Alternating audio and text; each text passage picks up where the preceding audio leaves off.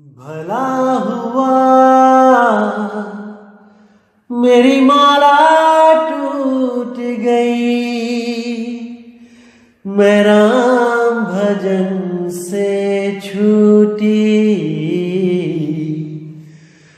भला हुआ मेरी माला टूट गई, मैं राम भजन से छूटी। मेरे सिर से टली बला, भला हुआ मेरी माला टूट गई, मैं राम भजन से छूटी। मैं राम भजन से छूटी। नमस्कार दोस्तों, मैं परमात्मा से हमेशा यही दुआ करूंगा कि मेरे सब भाइयों का विवेक इतना बढ़े कि ऐसी कोई चीज ना रहे जो उनको ना समझ में आए या जहां पे कोई भी उनको संशय पैदा हो। अगर संशय पैदा भी होती है तो परमात्मा इतना विवेक दे कि वो अपनी संशय को स्वयं ही मिटा सके, वो किसी के अधीन ना रहे। मैं नहीं चाहता कि कोई मुझसे बार बार पूछे कि क्या ये सही है, क्या ये गलत है। अरे आपको इतना विवेक दे दिया है, 50-52 ऑडियोज, 50-52 सत्संग आप सुन चुके हो, क्या अभी भी पूछना पड़ेगा क्या सच है क्या गलत है? अरे दुनिया का तो काम ही है भरमाना, वो तो भरमाती ही जाएगी। किसी से आप कहोगे कि क्या ये मूल ज्ञान सत्य है, वो कहेगा नहीं नहीं नहीं ये झूठ है। माला जपो, माला करो, 108 माला करो। या कोई जो माला नहीं करता होगा, जो त्रिकुटी पे ध्यान लगाता होगा, वो क्या कहेगा नहीं नहीं नहीं नहीं ये गलत बोल रहा है। अरे हर ग्रंथ में लिखा है, हर वेद में लिखा है, पुराणों में लिखा है कि त्रिकुटी में ध्यान लगाना है। ये बिल्कुल गलत बता रहा है तुम्हें, गलत रास्ता है। और किसी श्वासों वाले से पूछोगे तो वो कहेगा नहीं नहीं नहीं श्वासों का ही जाप करना है, सोहंग का जाप करना है, ये तो गलत बता रहा है। तो आपको भरमाने वाले लाखों मिलेंगे, वो अपने अनुसार आपको ढालने की कोशिश करेंगे कि जो मैं कर रहा हूं वही सत्य है, तुम अपनी बुद्धि मत लगाओ, जो मैं बता रहा हूं उसको मानते चले जाओ। हजारों मिलेंगे मेरे भाई, हजारों। लेकिन परमात्मा ने आपका और मेरा जो मिलन किया है इस चैनल पे, ये केवल इसीलिए किया है ताकि आप भी उस विवेक को प्राप्त कर सको जो गुरु की दया से मुझे प्राप्त है। और मैं कभी नहीं चाहूंगा कि आप मुझसे कम विवेकी रहो, नहीं, मैं चाहूंगा कि मुझसे भी ज्यादा विवेकी हो जाओ। जो चीज मुझे भी समझ ना आए वो आपको आनी चाहिए, तब मेरा आपके सामने आना सफल होगा। जिसे कहते हैं गुरु गुड़ रह गया और चेला शक्कर हो गया। मुझे बहुत खुशी होगी अगर आप उस अवस्था को प्राप्त कर जाओगे।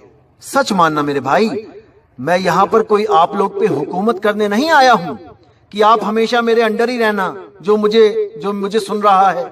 नहीं, आप मुझसे भी आगे जाना, मुझसे भी आगे बढ़ जाना भाई, लेकिन विवेक में, शब्द में नहीं।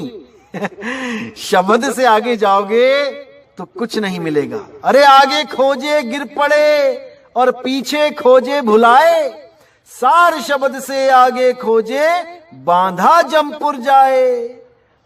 ये दोहा बहुत बहुत ज्यादा भेद वाला दोहा है, रहस्यमयी दोहा है। इसको खोलने की समर्थता केवल उसी में है जो शब्द का भेदी है, जिसने उसको अनुभव किया है। अन्यथा इस दोहे को खोलने का साहस कोई कर ही नहीं सकता। एक बार फिर सुन लो, आगे खोजे गिर पड़े, पीछे खोजे भुलाए, और सार शब्द से आगे खोजे बांधा जमपुर जाए। जो उस सार शब्द के आगे खोजता है और जो उस सार शब्द के पीछे खोजता है, वो दोनों ही जम की नगरी में पहुंच जाएंगे। उन दोनों का जन्म और मरण कभी समाप्त नहीं हो सकता। जब सार शब्द का आपको भेद बताया जाएगा, उसी वक्त ये दोहा खोला जाता है। तब आपको इस दोहे का पूर्ण अर्थ बिल्कुल समझ में आएगा, गुरु की दया से। तो दोस्तों, आज जो वाणी में आपके लिए खोलने आया हूं, कुछ भेद, रहस्यमयी भेद बताने आया हूं, उसको आपने बहुत ही मन लगा के, पूरा ध्यान लगा के सुनना है। और जो जो एक एक चीज मैं बताने जा रहा हूं, उसको बहुत ही अच्छे तरीके से अपनी आत्मा में बसाना है। उस ज्ञान को अपने अंदर बसाना है, ताकि आपको कोई भ्रमित ना कर पाए, कदापि नहीं। तो दोस्तों, शब्द है, अविगत से चला आया, कोई मेरा भेद मरम नहीं पाया। बहुत सुंदर वाणी है कबीर साहब की, उन्होंने अपने श्री मुख से फरमाई है, और इसमें बहुत गूढ़ भेद छुपे हुए हैं। मैं उम्मीद करूंगा कि आप एक एक चीज को बहुत अच्छी तरह कैच करोगे और अपने आत्म कल्याण के लिए अग्रसर होते जाओगे, होते ही जाओगे। तो कहते हैं, अविगत से चला आया, कोई मेरा भेद मरम नहीं पाया। यानी मैं उस स्थान से आया हूं भाई, जहां का भेद कोई नहीं जानता, कोई भी नहीं जानता।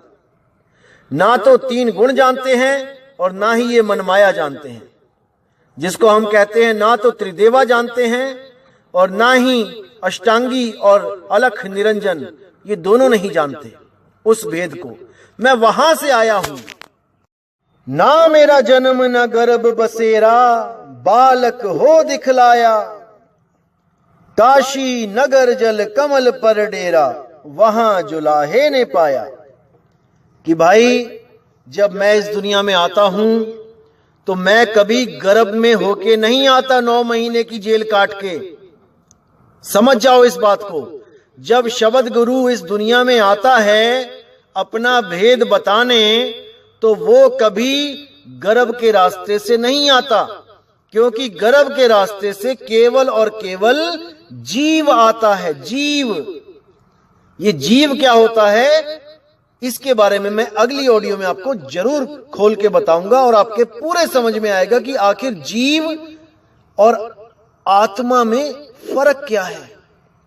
ये सुनने में, देखने में तो एक सी लगती है कि जीव और आत्मा, लेकिन जमीन आसमान का अंतर है इसमें। जब आप इसको समझ जाओगे, तब आपको समझ में बिल्कुल आ जाएगा कि आप जीव हो या आत्मा हो। तो दोस्तों, क्या बोलते हैं, ना मेरा जन्म न गर्भ बसेरा, बालक होए दिखलाया, काशी नगर जल कमल पर डेरा, वहां जुलाहे ने पाया। कि जब मैं इस दुनिया में आया, वैसे तो सतगुरु हर युग में आते हैं, लेकिन ये कलयुग की खबर बता रहे हैं कि जब कलयुग में मैं आया, तो काशी में लहर तारा, जो वहां तालाब है, उसमें जो कमल का फूल, उसके ऊपर मैं प्रकट हुआ। अब कमल के फूल पे ही क्यों प्रकट हुए, इसमें भी एक भेद है।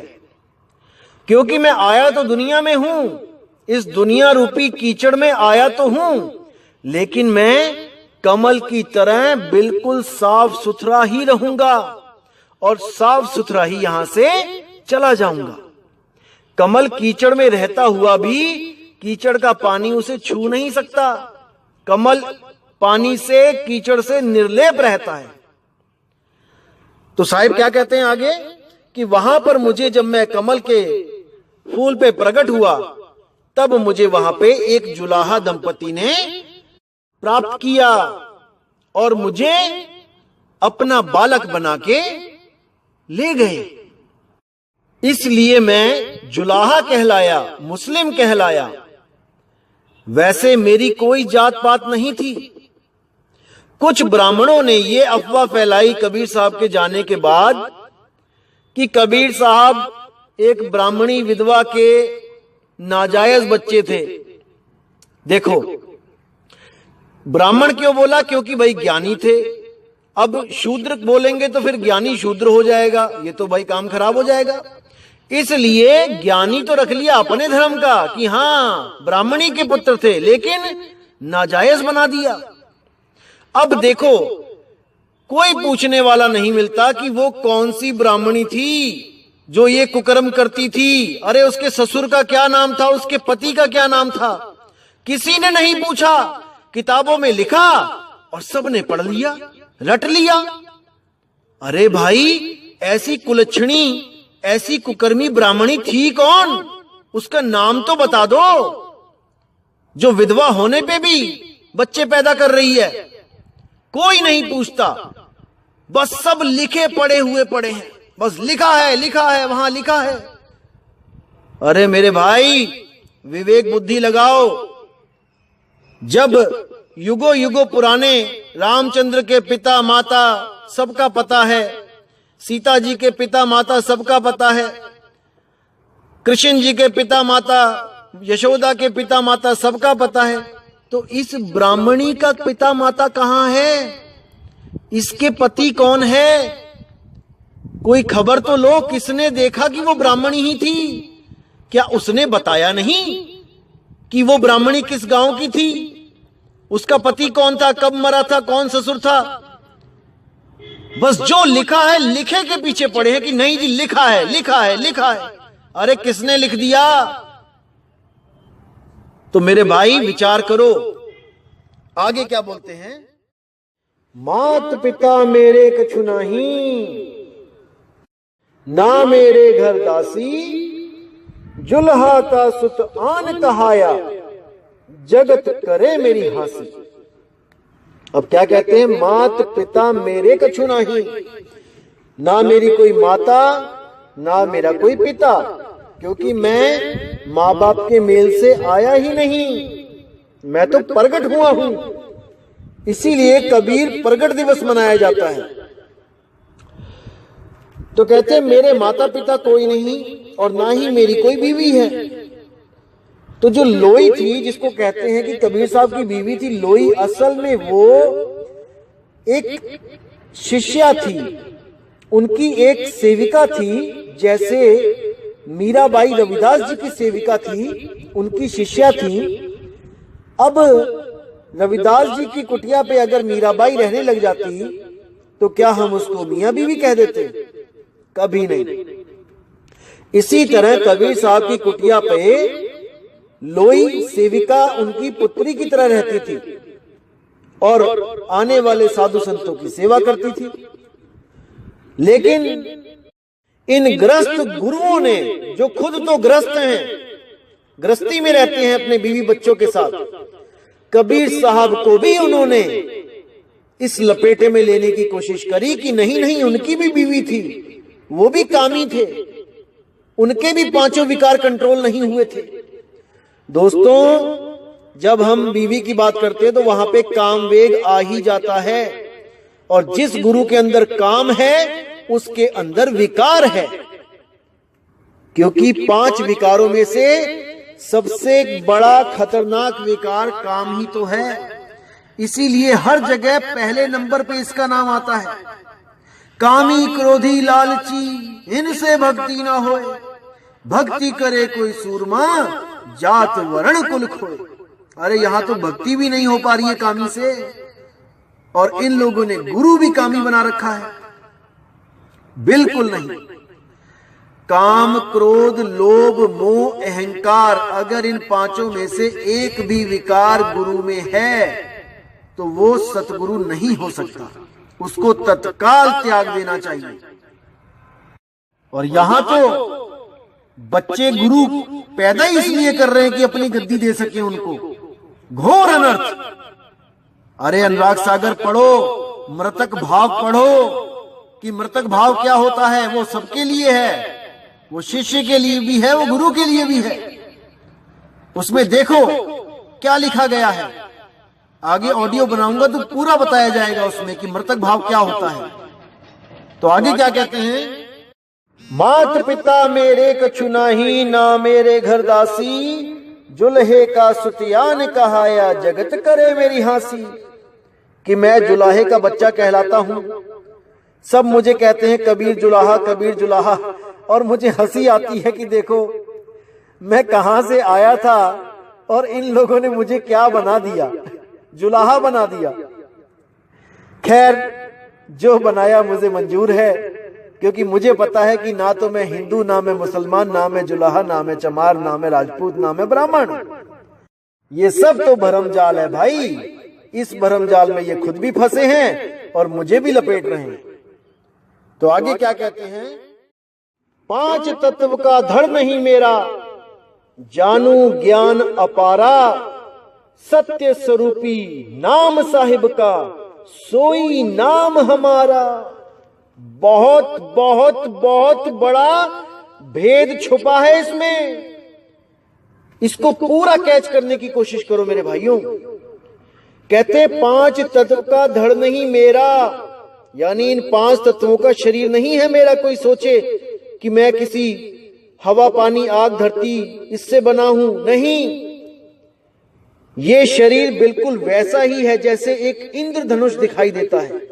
देखने में अलग अलग रंग दिखाई देते हैं साथ, लेकिन उसको कोई पकड़ नहीं सकता। अगर कोई पकड़ने भी जाएगा तो वहां पे उसको कुछ दिखाई नहीं देगा, वो पकड़ नहीं पाएगा। तो केवल लोगों को दिखाने के लिए एक इंसान का शरीर धारण करके तेज पुंज यानी प्रकाश पुंज का एक रूप धारण करके मैं इस दुनिया में आया। इसी को बुल्ले शाह ने बोला था, मौला बंदा बन आया। वो मौला परमात्मा एक इंसान बन के आ गया इस दुनिया में जीवों को चेताने। लेकिन वो गर्भ से नहीं आता भाई, वो 5 तत्वों से नहीं आता, वो 5 विकार लेके नहीं आता। तो क्या कहते हैं? 5 तत्व का धड़ नहीं मेरा, जानू ज्ञान अपारा। मतलब मैं कभी स्कूल भी नहीं गया, मैंने कभी कागज कलम दवात छुआ ही नहीं। ये जितनी वाणी मैंने बोली ये सब मुख से भाखा, और मेरे जितने भी शिष्य थे उनमें से कुछ विद्वान शिष्यों ने उसको लिपिबद्ध किया। और मेरे जाने के बाद अलग अलग हाथों में ये ग्रंथ गए और उन्होंने अपने हिसाब से अलग अलग लोगों ने उसमें मिलावट करनी शुरू कर दी। और आज इतनी मिलावट हो चुकी है कि नीर शीर का निवेड़ा करना बहुत मुश्किल है। इसको कोई विवेकी हंस ही कर पाएगा। तो कहते हैं 5 तत्व का धड़ नहीं मेरा, जानू ज्ञान अपारा, सत्य स्वरूपी नाम साहिब का, सोई नाम हमारा। कि भाई मेरा जो असली नाम है वो कबीर भी नहीं है। सत्य स्वरूप नाम यानी कि शब्द स्वरूपी नाम, निज स्वरूपी नाम, अकह स्वरूपी नाम। उस निज नाम की तरफ इशारा किया गया है कि वही निज नाम मेरा भी है, वही निज नाम साहिब का भी है, और वही निज नाम तुम्हारा भी है। हम सबका एक ही नाम है, निज नाम, जिसका सतगुरु भेद बताते हैं। और जब तक वो भेद नहीं बताते तब तक कोई नाम ना जाने मेरा, कोई मेरा नाम नहीं जान सकता और ना ही मैं उस नाम को प्राप्त कर सकता हूं। ये पंडित लोग ये मेरा नाम तो धर सकते हैं, जब मैं अपना नामकरण करवाने जाऊं, मेरे माता पिता जाएं, लेकिन ये मेरी आत्मा का नाम नहीं बता सकते। शरीर का नाम तो सब रख देंगे, लेकिन मेरी आत्मा का नाम ये तो केवल और केवल अकाल पुरुष जानते हैं भाई। जो बाबा नानक जी को बेई नदी पे नाम देने आए थे, उनका ही नाम। तो आगे क्या कहते हैं?